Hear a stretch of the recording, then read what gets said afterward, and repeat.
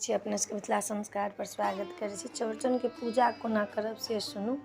पहले सब चीज बना लेब, अहिपन दऽ देब, पहले कलश के अहिपन दऽ देब, तखन चंद्रमा बना देब आगा में, तखन दूटा कलश के अहिपन देब, तखन जैटा मटकुरी होइए तैटा के अहिपन देब, डाली के अहिपन देब। सबसे पहले कलश के अहिपन, चंद्रमा, तकर बाद से मटकुरी के अहिपन, दही के मटकुरी के, तकर बाद में अहाँ के डाली के अहिपन, तकर बाद अहाँ के मरड़ के अहिपन।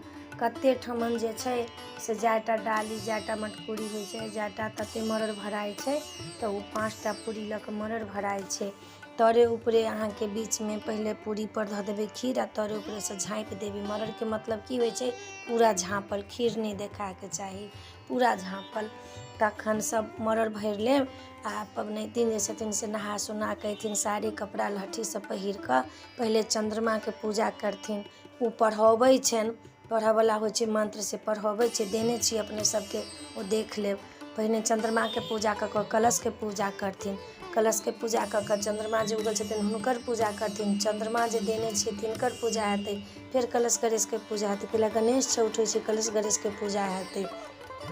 तखन अहाँ ई सब पूजा कऽ कऽ मरड़ भरि कऽ, तखन अहाँ पहले जे हाथ उठेबै से दही के हाथ उठतै, दही के बाद डाली के हाथ उठतै, डाली के बाद फिर मरड़ के भरल रहतै तऽ मरड़ के अहाँ उसरगबै, धूप दीप नैवेद्य अक्षत फूल सब लऽ कऽ हुनका पूजा करबनि।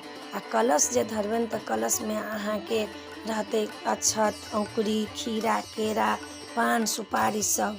तर में जे कलश धरबै तऽ ओहि पर चाउर चाहे धान किछो धऽ लेब तर में, कलश के तर में, ओहिना नहीं पूजा करब। तखन जाकऽ अहाँ पूजा कऽ लेब।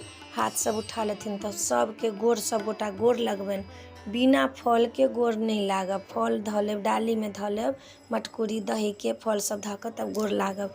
गोर लागि कऽ तखन फेर मरड़ सबके उसरगथिन पबनैतिन, तखन मरड़ भंगथिन। मरड़ जे छै से मर्द भंगै छै, औरत नहीं भंगै छै, बेटा भंगै छै।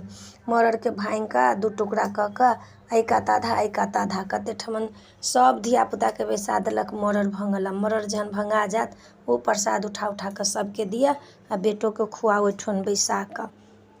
पूजा भऽ गेल, सब ब्राह्मण भोजन सब खाउ, तखन पबनैतिन खायत। भोरे उठि कऽ अहाँ अहिपन जे छै चंद्रमा वाला से मेटा दियौ, आ मेटा कऽ हुनका प्रणाम कऽ कऽ जे हम ई पूजा केलहुँ हँ तकर फल देब हमरा। आ राइतो में जे गोर लागब तऽ इएह कहबै जे पूजा के फल हमरा दिअ हे चंद्रमा, हे चनाय देव, हम हे चौठी चान हमरा पूजा के फल दिअ। तऽ अपने सबके पूजा करऽ के विधि बता देलहुँ हँ। नीक लागत तऽ चैनल सब्सक्राइब करब, लाइक करब, कहऽ के नहीं बिसरब। जय मिथिला, जय माता जी।